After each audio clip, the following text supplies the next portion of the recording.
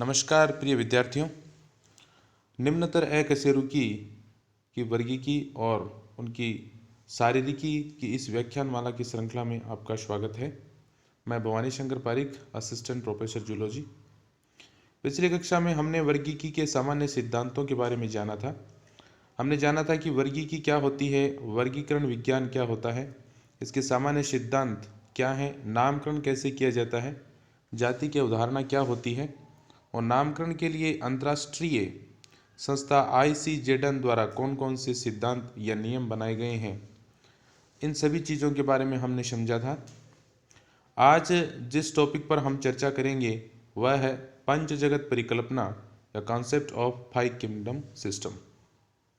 हम जानते हैं कि इस पृथ्वी पर प्राणियों की एक विशाल विविधता पाई जाती है। हम अपने आसपास अनेक प्रकार के प्राणी देखते हैं और ऐसे भी बहुत सारे प्राणी हैं या बहुत सारे जीव हैं जो हमें दिखाई नहीं देते, जिनको माइक्रोस्कोप से या अति आवर्धन क्षमता वाले इलेक्ट्रॉन माइक्रोस्कोप से जिनको देखना पड़ता है। तो इस प्रकार से बहुत ही सूक्ष्म आकार से लेकर अति विशालकाय हाथी या बरगद के वृक्ष के समान जो जीव हैं वो इस पृथ्वी पर पाए जाते हैं। इन सभी जीवों को समझने के लिए, उनकी संरचनाओं को जानने के लिए सभी का अध्ययन करना हमारे लिए संभव नहीं हो पाता है। अतः सभी जीवों को प्राचीन काल से ही विभिन्न समूहों में बांटने की परंपरा रही है और इसके अंतर्गत अनेक प्रकार की वर्गीकरण की परिकल्पनाएं प्रस्तुत की गई। तो आज हम इन्हीं वर्गीकरण के जो परिकल्पनाएं हैं या जो अवधारणाएं दी गई, थोड़ा उनके इतिहास के बारे में जानेंगे।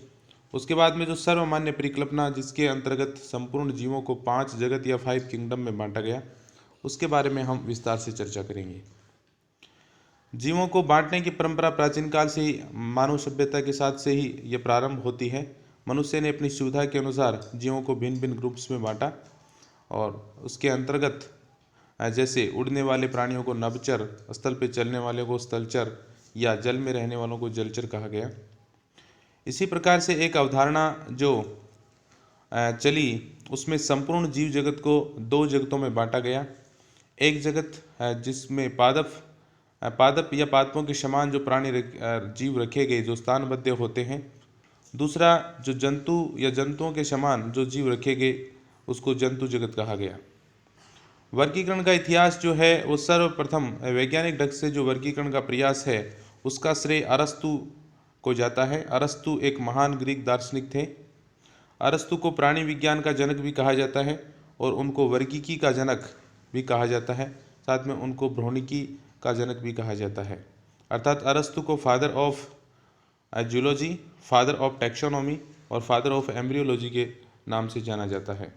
उनकी पुस्तक जो काफ़ी प्रसिद्ध हुई, हिस्टोरिया एनिमेलिया अर्थात प्राणियों का इतिहास, उन्होंने ये पुस्तक लिखी थी। सर्वप्रथम अरस्तु ने जंतुओं को वर्गीकृत करने का प्रयास किया। उसने संपूर्ण जो जंतु हैं उन जंतुओं को 2 समूहों में विभाजित किया और उसके जो वर्गीकरण का आधार था वो जंतुओं में पाए जाने वाले रक्त के रंग का आधार था। उन्होंने कहा कि जंतुओं में 2 प्रकार के जंतु होते हैं। एक उन्होंने जो महासमूह बनाया उसको इनाइमा कहा और इनाइमा के अंतर्गत वो जीव रखे जिनके रुधिर का रंग लाल होता है। यानी जिन प्राणियों में रुधिर का रंग लाल होता है उनको उन्होंने इनाइमा के अंतर्गत रखा और इसको फिर आगे 2 समूहों में बांट दिया। उसमें जो प्राणी अंडे देते हैं वो अंडे देने वाले अंडज कहलाए और जो प्राणी बच्चों को जन्म देते हैं उनको जरायुज कहा। तो अंडज या ओविपेरस जो अंडे देने वाले प्राणी हैं और जरायुज या वीवीपेरस जो बच्चों को उत्पन्न करते हैं। दूसरा जो महासमूह था वो एनाइमा था। एनाइमा अर्थात जिनके रुधिर का रंग लाल नहीं होता है, ऐसे प्राणियों को उन्होंने एनाइमा महासमूह के अंतर्गत रखा और इसके अंतर्गत उन्होंने जो अकशेरुकी प्राणी, आधुनिक जो वर्गीकरण में जिन प्राणियों को हम अकशेरुकी या इनवर्टिब्रेट्स मानते हैं, उन प्राणियों को उन्होंने एनाइमा समूह के अंतर्गत रखा। वर्गीकरण का ये जो तरीका था वो अप्राकृतिक था, कृत्रिम प्रकार का वर्गीकरण था। उसके बाद में कैरोलस लिनियस, जिनको आधुनिक वर्गीकी का जनक माना जाता है, फादर ऑफ मॉडर्न टैक्सोनॉमी जिन्हें कहा जाता है। कैरोलस लिनियस ने स्पीसीज प्लेनेटेरियम नामक पुस्तक लिखी और स्पीसीज प्लेनेटेरियम के अंतर्गत उन्होंने पादपों की अनेक जातियों का उन्होंने वर्णन किया है। साथ ही उनकी दूसरी पुस्तक सिस्टेमा नेचुरी जिसमें उन्होंने वर्गीकरण के सिद्धांतों का वर्णन किया है। लिनियस ने ही सबसे पहले वर्गीकरण का पदानुक्रम तंत्र हार्चिकल सिस्टम दिया था, जिसमें उन्होंने टैक्सोन, कई प्रकार के टैक्सोन या वर्गक निर्धारित किए, जो हम पिछली कक्षा में हम पढ़ चुके हैं। पिछले जो व्याख्यान में मैंने आपको बताया था। इन्होंने सबसे पहले जीवों को उनकी प्राकृतिक समानताओं और विषमताओं के आधार पर वर्गीकृत किया, और वर्गीकरण का ये तरीका जो है वो प्राकृतिक वर्गीकरण पद्धति कहलाया। तो सबसे पहले प्राकृतिक वर्गीकरण पद्धति जो है वो कैरोलस लिनियस ने दी थी, और हम ये भी जानते हैं कि द्विनाम पद्धति के जो जनक हैं वो भी कैरोलस लिनियस को माना जाता है, क्योंकि उन्होंने ही सबसे पहले किसी जीव का नामकरण दो पदों के अंतर्गत किया, जिसमें प्रथम पद में उसके वंश का नाम और दूसरे पद में उसकी जाति का नाम लिखा जाता है। हालांकि द्विनाम पद्धति जो है वो सबसे पहले गैस्पार्ड बोहिन ने दी थी, लेकिन इसका प्रयोग करने का जो श्रेय है वो कैरोलस लिनियस को जाता है। तो वर्गीकरण के इतिहास में सबसे पहले जो संपूर्ण जीवजात को बांटने की जो परिकल्पना दी थी उसको द्विजगत परिकल्पना कहा जाता है। और मैंने बताया कि द्विजगत परिकल्पना के अंतर्गत सभी जीवों को दो जगतों में या दो किंगडम्स में बांटा गया है, जिसमें एक जंतु जगत और दूसरा पादप जगत। इनका जो वर्गीकरण का आधार है वो क्लोरोफिल की उपस्थिति या अनुपस्थिति, दूसरा कोशिका भित्ति का पाया जाना या नहीं पाया जाना, तीसरा गमन का पाया जाना या नहीं पाया जाना। तो पादप जगत के अंतर्गत वे सभी जीव शामिल किए गए जिनमें क्लोरोफिल पाया जाता है और जो प्रकाश संश्लेषण करते हैं। उनमें कोशिका भित्ति भी पाई जाती है। ये स्थानबद्ध होते हैं, अर्थात इनमें गमन अनुपस्थित होता है। तो पादप जगत के अंतर्गत इन विशेषताओं वाले जीवों को रखा गया। दूसरा जो जगत बनाया गया वो जंतु जगत, और उसमें वे जीव शामिल किए गए जिनमें क्लोरोफिल नहीं पाया जाता, अर्थात ये प्रकाश संश्लेषण नहीं कर सकते, ये स्वपोषी नहीं होते हैं। इनमें कोशिका भित्ति नहीं पाई जाती है। ये गमन कर सकते हैं, अर्थात ये एक स्थान से दूसरे स्थान तक जा सकते हैं। इस परिकल्पना के आधार पर हम सभी जीवों का वर्गीकरण नहीं कर पाते। इसके बाद में भी कुछ जीवों की स्थिति है जिसको हम पूर्णतः स्पष्ट नहीं कर सकते कि उनको हम पादप जगत के अंतर्गत रखें अथवा जंतु जगत के अंतर्गत उनको रखा जाए। तो ऐसे में कौन से जो जीव हैं जिनकी स्थिति का स्पष्टीकरण इस द्विजगत परिकल्पना के द्वारा नहीं मिलता है, उनमें पहला है जीवाणु तथा नील हरित शैवाल की स्थिति। हम जानते हैं कि जीवाणु, बैक्टीरिया और जो ब्लू ग्रीन एल्गा है, नील हरित शैवाल जो हैं, ये प्रोकैरियोटिक होते हैं, अर्थात इनमें यूकैरियोटिक कोशिका है वो नहीं पाई जाती, आदिम प्रकार की कोशिका पाई जाती है। तो इस व्यवस्था के द्वारा हम ये स्पष्ट नहीं कर पाते हैं कि इनको जंतु जगत के अंतर्गत रखा जाए अथवा इनको पादप जगत के अंतर्गत रखा जाए। दूसरे जो युग्लिना है, युग्लिना की स्थिति भी यहाँ स्पष्ट नहीं होती है। युग्लिना एक कोशिकीय यूकैरियोटिक प्रोटोजोअन प्राणी होता है। इसमें कोशिका भित्ति नहीं पाई जाती है, लेकिन इसमें गमनांग के रूप में कशाभिका पाई जाती है। इसमें जो खाद्य पदार्थ का जो संचयन है वो ग्लाइकोजन के रूप में होता है, और यह जो प्रकाश की उपस्थिति में यह प्रकाश संश्लेषण कर सकता है, लेकिन जब ये प्रकाश से यह अनुपस्थित होता है या यह अंधकार में अगर इसको रखा जाता है तो यह एक मर्तोपजीवी के रूप में व्यवहार करता है। तो युग्लिना जो है इसमें कुछ लक्षण पादपों के समान है, अर्थात कोशिका भित्ति का पाया जाना और प्रकाश संश्लेषण का पाया जाना, ये पादपों के समान लक्षण है। जबकि इसमें गमनांग उपस्थित होने के कारण ये गमन कर सकता है। साथ में इसमें संचित जो खाद्य पदार्थ होता है वो ग्लाइकोजन के रूप में होता है। इस प्रकार से ये एक जंतुओं के समान लक्षण दिखाता है या जंतु जगत से समानता प्रदर्शित करता है। तो इस कारण से युग्लिना की स्थिति है वो स्पष्ट नहीं होती है। इसी कारण से युग्लिना को पादपों व जंतुओं के बीच की योजक कड़ी माना जाता है। तीसरा, स्थानबद्ध जंतुओं की स्थिति। हम जानते हैं कि बहुत सारे जो जंतु हैं वो स्थानबद्ध होते हैं। ये समुद्रों में एक स्थान पे फिक्स रहते हैं, जैसे स्पंज हैं, कोरल हैं या ट्यूनिकेट्स हैं। तो इन जंतु हैं ये गमन नहीं कर सकते, ये अपने एक स्थान पे ही रहते हैं। तो स्थानबद्ध स्थिति होने के कारण इनको प्रारंभ में इनको पादप मान लिया गया था। जैसे जो कोरल हैं या जो स्पंज हैं उनको अरस्तु ने पहले पादप माना था, लेकिन हम जानते हैं कि ये पादप नहीं है, ये विषमपोषी होते हैं, जंतु कोशिकाएं इनमें पाई जाती हैं। तो ऐसे जंतुओं की स्थिति है वो भी इस परिकल्पना में स्पष्ट नहीं हो पाती। चौथा जो है वो कवकों की स्थिति। कवक हैं वो भी इस व्यवस्था के अंतर्गत इसको जंतु जगत में रखा जाए या पादप जगत में रखा जाए, ये स्पष्ट नहीं हो पाता है, क्योंकि कवक विषमपोषी होते हैं परंतु उनमें कोशिका भित्ति पाई जाती है। ये स्थानबद्ध होते हैं और इनका जो शरीर है वो शरीर भी कवक जाल के रूप में पाया जाता है। तो कवकों की स्थिति भी यहाँ पर है वो स्पष्ट नहीं हो पाती। तो इस प्रकार से द्विजगत परिकल्पना की कई कमियां रही। उसके बाद में E.H. हैकल नामक वैज्ञानिक ने एक तीसरे जगत का प्रतिपादन किया जिसको प्रोटिस्टा नाम दिया। तो प्रोटिस्टा जगत के अंतर्गत उन सभी जीवों को रख दिया गया जिनकी स्थिति स्पष्ट नहीं थी। तो यह जो परिकल्पना है वो त्रिजगत परिकल्पना या थ्री किंगडम कॉन्सेप्ट कहलाया। उसके बाद में सर्वमान्य जो वर्गीकरण की जो परिकल्पना है वह पंच जगत परिकल्पना कहलाती है। वर्तमान में यही सर्वाधिक प्रयुक्त होती है, यह सर्वमान्य है।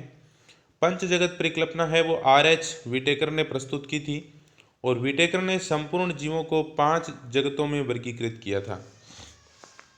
विटेकर ने जो 5 जगत बनाए उसमें पांचों जगत हैं उनके नाम हैं मोनेरा, प्रोटिस्टा, कवक, पादप या प्लांटी, जंतु या एनिमेलिया। इन 5 जगत के अंतर्गत संपूर्ण जीवों का उन्होंने वर्गीकरण किया। उनके जो वर्गीकरण का आधार था उसमें प्रमुख जो आधार थे वो 3 आधार हैं। कोशिका की संरचना, अर्थात उस जीव में कोशिका जो है वो प्रोकैरियोटिक प्रकार की है या यूकैरियोटिक प्रकार की। दूसरा जो आधार था वह था कोशिका की संख्या, अर्थात वह एक कोशिकीय है अथवा बहुकोशिकीय है। और तीसरा था वह पोषण का प्रकार, अर्थात वह जो जीव है वो अपना पोषण किस प्रकार करता है, अर्थात वह स्वपोषी है अथवा वह विषमपोषी है। ये 3 प्रमुख आधार हैं। इसके अतिरिक्त भी कुछ अन्य लक्षण हैं जिस जो विभेदात्मक लक्षण हैं जिनका यहाँ पर प्रयोग किया गया। वो है प्रजनन का प्रकार, अर्थात वह अलैंगिक प्रजनन करता है अथवा लैंगिक अथवा दोनों प्रकार से, और अगर अलैंगिक प्रजनन करता है तो किस विधि के द्वारा होता है। दूसरा कोशिकांग, झिल्ली युक्त कोशिकांग उनमें पाए जाते हैं अथवा नहीं पाए जाते, और उनमें से कौन से कोशिकांग हैं वो उनमें पाए जाते हैं। तीसरा है जो है वो गतिशीलता, वो स्थानबद्ध होता है या गतिशील होता है। अगर वह गतिशील है तो गति के लिए आवश्यक संरचनाएं उन्होंने किस रूप में पाई जाती हैं। और फिर अगला है कोशिका भित्ति, सेल वॉल। तो सेल वॉल पाई जाती है अथवा नहीं पाई जाती, और अगर सेल वॉल पाई जाती है तो वो किस प्रकार के पदार्थ से बनी होती है। तो इन सभी लक्षणों के आधार पे R.H. विटेकर ने संपूर्ण जीव जात को या संपूर्ण जीवों को 5 जगतों में वर्गीकृत किया। इन 5 जगतों की इन विशेषताएं क्या हैं इसको हम यहाँ पर एक सारणी के द्वारा मैं आपके सामने प्रस्तुत करता हूँ जिससे आप आसानी से इसको समझ सकें। तो ये 5 जगत जो हैं वो ऊपर यहाँ पर लिखे हैं और उसके बाद में नीचे इनके लक्षण या कैरेक्टर्स लिखे हैं। तो सबसे पहले है मोनेरा, उसके बाद में प्रोटिस्टा, फंजाई या कवक, प्लांटी या पादप जगत, एनिमेलिया या जंतु जगत। पहले है कोशिका का प्रकार। तो मोनेरा में समस्त प्रोकैरियोटिक जीवों को शामिल किया गया है, यानी वे जीव जिनमें आदिम प्रकार की या प्रिमिटिव टाइप की सेल पाई जाती है, जिसको असीम केंद्र की कोशिका या प्रोकैरियोटिक सेल कहते हैं। आप जानते हैं कि प्रोकैरियोटिक कोशिका वह कोशिका होती है जिसमें केंद्रक सुसंगठित नहीं होता, अर्थात केंद्रक में पाए जाने वाला जो आनुवंशिक पदार्थ है वह बिखरा हुआ होता है, उसके चारों ओर केंद्रक झिल्ली का अभाव होता है। झिल्ली युक्त कोशिकांग जैसे माइटोकॉन्ड्रिया, लवक, गोल्जिका, अंतःप्रद्वीजालिका आदि संरचनाएं या प्रोकैरियोटिक कोशिका में अनुपस्थित होती हैं। इसके अलावा भी और भी कई प्रकार के जो अंतर हैं, जैसे हिस्टोन प्रोटीन का अभाव होता है, राइबोसोम 70H प्रकार के होते हैं जो आप पढ़ते आ रहे हो, तो इनमें प्रोकैरियोटिक कोशिका पाई जाती है। दूसरा जो जगत है प्रोटिस्टा, प्रोटिस्टा के अंतर्गत समस्त एक कोशिकीय यूकैरियोटिक जीवों को शामिल किया गया है, अर्थात इस जगत में यूकैरियोटिक कोशिका पाई जाती है। तीसरा जो जगत है फंजाई, फंजाई में भी यूकैरियोटिक सेल पाई जाती है, लेकिन इनका जो शारीरिक जो संगठन है या जो शरीर है वो कवक जाल के रूप में होता है, अर्थात जिसको माइसीलियम कहते हैं, तो ये कवक जाल के रूप में पाया जाता है। चौथा जगत है प्लांटी, जिसमें पादपों को शामिल किया गया है। तो पादप जगत में भी आप जानते हैं यूकैरियोटिक सेल पाई जाती है। और अंतिम जो जगत है एनिमेलिया, जिसमें समस्त जंतुओं को शामिल किया गया है, और तो जंतुओं में भी यूकैरियोटिक टाइप की सेल पाई जाती है। तो यह है कोशिका का प्रकार। उसके बाद में जो दूसरा महत्वपूर्ण कैरेक्टरिस्टिक्स है वो है कोशिकाओं की संख्या। तो मैंने आपको बताया मोनेरा जगत में समस्त एक कोशिकीय प्रोकैरियोटिक जीव शामिल हैं। ये एक कोशिका से निर्मित होते हैं परंतु ये कॉलोनी या निवह बनाते हुए उपस्थित हो सकते हैं। जैसे बैक्टीरियल कॉलोनी हम जानते हैं, तो एकोशिकीय होते हैं जो कॉलोनी बनाते हुए पाए जा सकते हैं। दूसरा जो प्रोटिस्टा है, इसमें भी एकोशिकीय यूकेरियोटिक जीव शामिल हैं, लेकिन ये भी निवह या कॉलोनी बनाते हुए उपस्थित हो सकते हैं। निवह या कॉलोनी से तात्पर्य है कि जब बहुत सारे जो जीव हैं या बहुत सारी कोशिकाएं अगर एक स्थान पर इकट्ठे होती हैं तो उसको निवह या कॉलोनी कहा जाता है। तीसरा जो फंजाई है, फंजाई जो होते हैं वो बहुकोशिकीय होते हैं और इनका जो शरीर है वो सिंसिटियल टाइप का होता है, अर्थात इनकी कोशिकाएं जो हैं उनकी कोशिकाओं की कोशिका झिल्ली है वो जो है वो नष्ट हो जाती है और बहुत सारी कोशिकाएं मिलके एक सिंगल सेल के रूप में दिखाई देती हैं और ऐसी स्थिति सिंसिटियल स्थिति कहलाती है, जिसमें कोशिका द्रव्य में अनेक केंद्रक उपस्थित होते हैं और इनका जो शरीर है वो कवक जाल कहलाता है। अगला जो जगत है वो पादप जगत। पादप जगत के जो जीव हैं वो बहुकोशिकीय होते हैं, उत्तक युक्त होते हैं, अर्थात उत्तक स्तर तक इनमें शारीरिक संगठन पाया जाता है। कोशिकाएं मिलकर उत्तकों का निर्माण कर लेती हैं। कई प्रकार के उत्तक जो हैं वो पादपों में देखने को मिलते हैं, आप इसको पढ़ते आ रहे हो, जैसे मृद्योतक, स्थूल कोणोत्तक, दृढ़ोतक, विभज्योतक या स्थायी उत्तक, तो इनका जो वर्गीकरण आप पढ़ चुके हो। उसके बाद में जंतु जगत। जंतु जगत हैं वो भी जंतु भी हैं, वो बहुकोशिकीय होते हैं, उत्तक युक्त होते हैं। कईयों में इसके ऊपर का संगठन जैसे अंग या अंगतंत्र स्तर तक का शारीरिक संगठन पाया जाता है। तीसरा जो महत्वपूर्ण कैरेक्टरिस्टिक है वो है पोषण या न्यूट्रिशन। ये किस प्रकार से अपना पोषण प्राप्त करते हैं? तो मोनेरा जगत के जो जीव हैं वो स्वपोषी भी हो सकते हैं या विषमपोषी हो सकते हैं। स्वपोषी से तात्पर्य है कि जब ये स्वयं अकार्बनिक पदार्थों से कार्बनिक पदार्थों का संश्लेषण करें तो उन्हें स्वपोषी या ऑटोट्रोप कहा जाता है। और इस दौरान जब ये कार्बनिक पदार्थों का संश्लेषण करते हैं तो बाह्य ऊर्जा के स्रोत के रूप में ये या तो प्रकाश ऊर्जा का उपयोग कर सकते हैं या ये रासायनिक ऊर्जा का उपयोग कर सकते हैं। जब ये प्रकाश ऊर्जा का उपभोग करते हैं तो इस प्रकार की स्थिति प्रकाश संश्लेषण या फोटोट्रोपिज्म कहलाती है, और जब रासायनिक ऊर्जा का उपयोग किया जाता है तो उसको रसायन संश्लेषण या कीमोट्रोपिज्म कहा जाता है।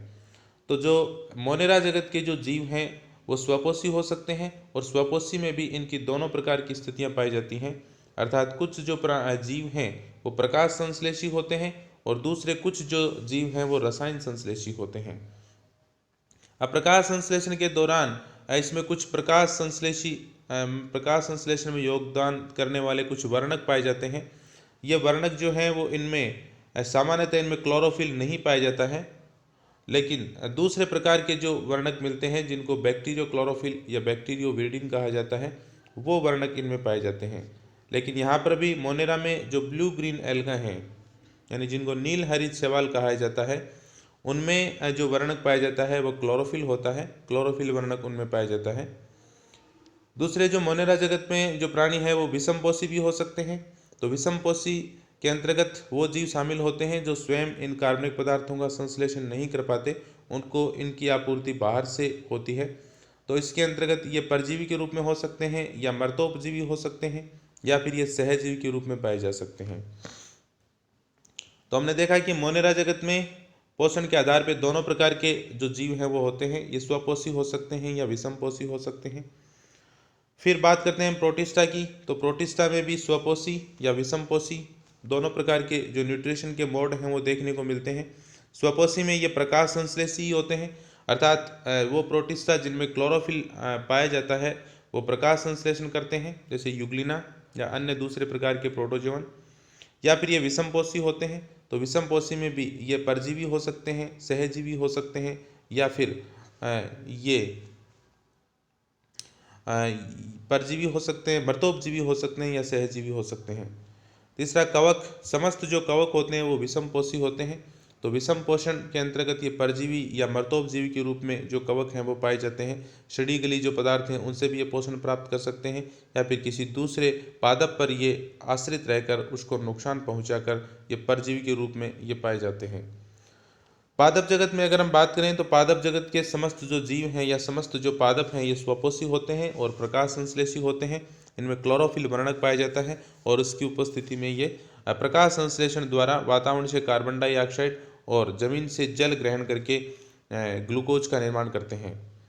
जंतु जगत की अगर हम बात करें तो समस्त जंतु आप जानते हैं विषमपोषी होते हैं। ये परजीवी के रूप में या ये फिर शाकाहारी, मांसाहारी या सर्वाहारी के रूप में पाए जाते हैं। तो इस प्रकार से जंतु जगत के जो समस्त प्राणी हैं या समस्त जो जंतु हैं उनमें न्यूट्रिशन का जो मोड है ये विषमपोषी के रूप में ये पाए जाते हैं। प्रजनन की अगर हम अगला जो करेक्टरिस्टिक्स है वो है प्रजनन या रिप्रोडक्शन। प्रजनन की अगर हम बात करें तो मोनेरा जगत में अलैंगिक जनन होता है। आप जानते हैं कि बैक्टीरिया हैं या साइनोबैक्टीरिया वो अलैंगिक जनन द्वारा जनन करते हैं, लेकिन कुछ जो लेकिन हम देखते हैं कि जीवाणुओं में आनुवंशिक पदार्थ के स्थानांतरण के लिए कुछ जो विधियां हैं वो पाई जाती हैं, जैसे संयुग्मन, पारक्रमण के रूप में ये हो सकता है। तो संयुग्मन हो सकता है, पारक्रमण हो सकता है। तो इन विधियों के द्वारा या फिर जो बैक्टीरियोफेज के द्वारा ये आनुवंशिक पदार्थ का स्थानांतरण कर सकते हैं। तो सामान्यतः इनमें जो जनन की विधि है वो अलैंगिक जनन होता है, जिसमें बहुविभाजन हो सकता है या द्विविभाजन हो सकता है। प्रोटिस्टा में अगर हम बात करें तो एकोशिकीय जो यूकेरियोटिक जो जीव हैं वो प्रोटिस्टा के अंतर्गत आते हैं। तो इनमें सामान्यतः अलैंगिक जनन होता है, लेकिन इनमें लैंगिक जनन है वो भी देखने को मिलता है। और लैंगिक जनन के दौरान युग्मकों का निर्माण होता है, उनमें निषेचन होता है। अगर हम कवकों की बात करें तो कवकों में भी दोनों प्रकार का जनन देखने को मिलेगा। अलैंगिक जनन द्वारा भी ये प्रजनन करते हैं और लैंगिक जनन की विधि भी इनमें पाई जाती है। अलैंगिक जनन के अंतर्गत ये बीजाणु निर्माण के द्वारा प्रजनन कर सकते हैं या फिर कोनिडिया का निर्माण होता है। लैंगिक जनन के अंतर्गत वही युग्मकों का निर्माण और उनके मध्य निषेचन, फिर जाइगोट का बनना, ये समस्त जो हैं वो क्रियाविधि यहाँ संपन्न होती है। पादपों में भी दोनों प्रकार का जनन देखने को मिलता है, अलैंगिक व लैंगिक। इसके अलावा पादपों में कायिक जनन भी पाया जाता है, जिसमें पौधे की किसी कायिक भाग को काटकर, जैसे वो जड़ हो सकता है, पत्ती या तना हो सकता है, उससे संपूर्ण पादप का निर्माण अगर होता है तो वो कायिक जनन कहलाता है। तो इनमें अलैंगिक जनन, लैंगिक जनन व कायिक जनन पाया जाता है। जंतुओं में भी अलैंगिक व लैंगिक दोनों प्रकार का जनन देखने को मिलता है। अलैंगिक जनन के अंतर्गत इनमें द्विविभाजन, बहुविभाजन हो सकता है या मुकुलन निर्माण के द्वारा प्रजनन हो सकता है, जो हम इन सभी चीज़ों को हम आगे जब क्लासेज होगी तब आप पढ़ोगे। या इनमें पुनरुत्भवन के द्वारा भी कुछ जंतुओं में जनन होता है। लैंगिक जनन के अंतर्गत वहीं युग्मकों का निर्माण, युग्मकों के मध्य निषेचन और भ्रूण का परिवर्तन जैसी घटनाएं होती हैं। तो जनन प्रजनन का जो तरीका है वो अलग अलग जगत में ये अलग अलग प्रकार से देखने को मिलता है। उसके बाद में गतिशीलता की अगर हम बात करें तो मोनेरा जगत के जो प्राणी हैं वो गतिशील होते हैं, वो गमन करते हैं। उनमें कशाबिकाएँ पाई जाती हैं, लेकिन इनमें पाई जाने वाली कशाबिकाएँ बाकी यूकेरियोटिक जीवों में पाई जाने वाली कशाबिकाओं से अलग होती हैं। इनमें ठोस कशाबिकाएँ पाई जाती हैं, जिनमें 9+2 की जो व्यवस्था है वो नहीं पाई जाती। 9+2 की व्यवस्था में क्या होता है कि दो सेंटर में 2 तंतु होते हैं और बाहर परिधि की तरफ 9 तंतु होते हैं और प्रत्येक तंतु एक डबलेट के रूप में होता है। तो इस प्रकार की जो व्यवस्था है वो 9+2 व्यवस्था कहलाती है, अर्थात 9 परिधीय तंतु और 2 केंद्रीय तंतु। प्रत्येक केंद्रीय तंतु अपने एक परिधीय तंतु से जुड़ा होता है। तो इस प्रकार की व्यवस्था 9+2 स्ट्रक्चर कहलाती है, जो प्रोकैरियोटिक जीवों में अनुपस्थित होती है। तो उनकी जो कशाबिका होती है वो ठोस कशाबिका होती है, जो एक फ्लैजेलिन प्रोटीन से बनी होती है। प्रोटिस्टा जगत की बात करें तो वो गतिशील होते हैं, उनमें भी कशाबिकाएँ पाई जाती हैं और कशाबिकाओं में 9+2 एक जो व्यवस्था है वो पाई जाती है। फंजाई होते हैं वो स्थानबद्ध होते हैं, पादप भी स्थानबद्ध होते हैं। और एनिमेलिया में जो जंतु शामिल हैं उनमें संकुचनशील तंतुओं के द्वारा गमन होता है। जैसे मनुष्य की बात करें तो हमारे जो गमन के लिए जो मांसपेशियाँ उत्तरदायी हैं, जिसमें एक्टिन व मायोसिन तंतु पाए जाते हैं। तो अलग अलग जंतुओं में ये अलग अलग प्रकार की व्यवस्थाएं गमन की देखने को मिलती हैं, लेकिन वो सभी संकुचनशील फाइबर्स के कारण होता है। उसके बाद में कोशिका भित्ति या सेल वॉल की अगर हम बात करें तो मोनेरा जगत में कोशिका भित्ति उपस्थित होती है, कुछ में अनुपस्थित भी होती है, जैसे माइकोप्लाज्मा। लेकिन कोशिका भित्ति का निर्माण पेप्टिडोग्लाइकॉन से होता है, जिसमें पॉलीसेक्यूराइड और साथ में प्रोटीन जुड़ी होती है, जिसको म्यूरिन भी कहते हैं। तो जीवाणुओं की कोशिका भित्ति म्यूरिन से निर्मित होती है। उसके बाद में प्रोटिस्टा में भी कोशिका भित्ति उपस्थित या अनुपस्थित होती है। एक कोशिकीय शैवाल इसके अंतर्गत पाए जाते हैं जिनमें कोशिका भित्ति पाई जाती है, जबकि प्रोटोजोआ में कोशिका भित्ति नहीं पाई जाती। फंजाई में कोशिका भित्ति उपस्थित होती है, वह काइटिन नामक जो कार्बोहाइड्रेट है उससे बनी होती है। पादपों में कोशिका भित्ति पाई जाती है और सेलुलोज से निर्मित होती है। उसमें सेलुलोज, पेक्टिन, हेमीसेलुलोज भी पाया जाता है, लेकिन इसका प्रमुख जो घटक होता है वो सेलुलोज होता है। और आप जानते हो कि जंतुओं में कोशिका भित्ति नहीं पाई जाती। इसके बाद में अगर हम इनके उदाहरण देखें तो मोनेरा के अंतर्गत समस्त जो बैक्टीरिया हैं, जीवाणुओं को शामिल किया गया है। आर्की बैक्टीरिया भी इसमें आते हैं। ब्लू ग्रीन एल्गा, जिनको नील हरित जीवाणु कहते हैं या नील हरित शैवाल भी कहा जाता है, जो प्रकाश संश्लेषण करते हैं। और माइकोप्लाज्मा को भी इसी के अंतर्गत शामिल किया गया है। प्रोटिस्टा के अंतर्गत एकोशिकीय शैवालों को शामिल किया गया है और प्रोटोजोआ जो है वो इसमें शामिल किया गया है। अब प्रोटोजोआ को हम जंतु जगत में भी शामिल कर लेते हैं। अगर हम जब जंतु जगत की बात करते हैं तब भी हम एक फाइलम प्रोटोजोआ हम पढ़ेंगे। तो बाकी इनमें एनिमेलिया किंगडम के समान लक्षण हैं। ये जंतु कोशिका के समान होते हैं, लेकिन चूंकि ये एक कोशिकीय हैं इसलिए हम इसको प्रोटिस्टा जो किंगडम जो जगत है उसमें भी इसको शामिल कर लेते हैं। फंजाई में सारे कवक शामिल हैं, समस्त कवक इसके अंतर्गत आते हैं। पादपों में या प्लांटी जो जगत है उसमें समस्त बहुकोशिकीय शैवाल और पादप इसके अंतर्गत शामिल हैं। या पादपों का आगे वर्गीकरण आप देखोगे तो इसमें ब्रायोफाइटा, टेरिडोफाइटा, जिम्नोस्पर्म और एंजियोस्पर्म इसमें वर्गीकृत किया गया है। शैवाल जो है जिसको थैलोफाइटा में रखा गया है, इसमें विभिन्न प्रकार के शैवाल जैसे लाल शैवाल, भूरे शैवाल, हरे शैवाल, वो सारे इसके अंतर्गत शामिल होते हैं। जबकि एक कोशिकीय शैवालों को जो प्रोटिस्टा जगत के अंतर्गत रखा गया है। उसके बाद में जंतु जगत आता है। तो जंतु जगत में समस्त अकशेरुकी और कशेरुकी यानी इनवर्टिब्रेट्स और वर्टिब्रेट्स जो जंतु हैं उनको शामिल किया गया है। तो ये पंच जगत परिकल्पना जिसको R.H. व्हिटेकर ने प्रस्तुत किया था और उसने संपूर्ण जीव जात को 5 जगतों में विभाजित किया। उनके प्रमुख जो वर्गीकरण का आधार था वो कोशिका का प्रकार, कोशिकाओं की संख्या और पोषण का तरीका था। तो इनके प्रमुख लक्षण कौन कौन से हैं, उदाहरण कौन कौन से हैं, ये चीज़ हम यहाँ पर पढ़ चुके हैं। आगे जब हम बात करेंगे तो जंतु जगत के वर्गीकरण की ही हम चर्चा करेंगे आगे। तो जंतु जगत को थोड़ा सा यहाँ पर देख लेते हैं। इसको 3 उपजगत में बांटा जाता है। उपजगत एग्नेटोजोआ, उपजगत पैराजोआ और उपजगत यूमेटोजोआ। एग्नेटोजोआ में वो जंतु शामिल किए गए हैं, इसमें एक संघ बनाया गया है जिसको मीसोजोआ कहा जाता है। और उसमें इस मीसोजोआ के जो सदस्य होते हैं वो अकशेरुकियों के ऊतकों में या उसके जो द्रव्य में परजीवी के रूप में या पैरासाइट के रूप में पाए जाते हैं। पैराजोआ के अंतर्गत एक संघ है जिसमें पोरीफेरा आता है। पोरीफेरा के स्थानबद्ध होते हैं और इसमें इनको छिद्रधारी प्राणी भी कहा जाता है क्योंकि इनके संपूर्ण शरीर पर छोटे छोटे छिद्र या ओस्टिया पाए जाते हैं जिससे जो जल धारा है वो इनमें प्रवेश करती है। इसकी डिटेल में जो स्टडी हम बाद में करेंगे। यूमेटोजोआ के अंतर्गत 2 श्रेणियां बनाई गई हैं, रेडिएटा और बायलेटेरिया। रेडिएटा जिनमें अर्य सममिति पाई जाती है और बायलेटेरिया जिसमें द्विपार्श्व सममिति पाई जाती है। रेडिएटा के अंतर्गत 2 फाइलम हैं, सिलेंट्रेटा और टिनोफोरा। बायलेटेरिया में बाकी सारे जो जंतु हैं जो Platyhelminthes, Aschelminthes, Annelida, Arthropoda, Mollusca, Echinodermata, Hemichordata और कोडेटा, वो समस्त जो संघ या जो फाइलम हैं वो यूमेटोजोआ की बायलेटेरिया श्रेणी के अंतर्गत रखे गए हैं क्योंकि उन सभी में द्विपार्श्व सममिति पाई जाती है। तो इस जो संपूर्ण जो फाइलम हैं अब अकशेरुकियों के उनकी हम 1 बाय 1 यहाँ स्टडी करेंगे। इस व्याख्यान में अभी इतना ही। Thank you.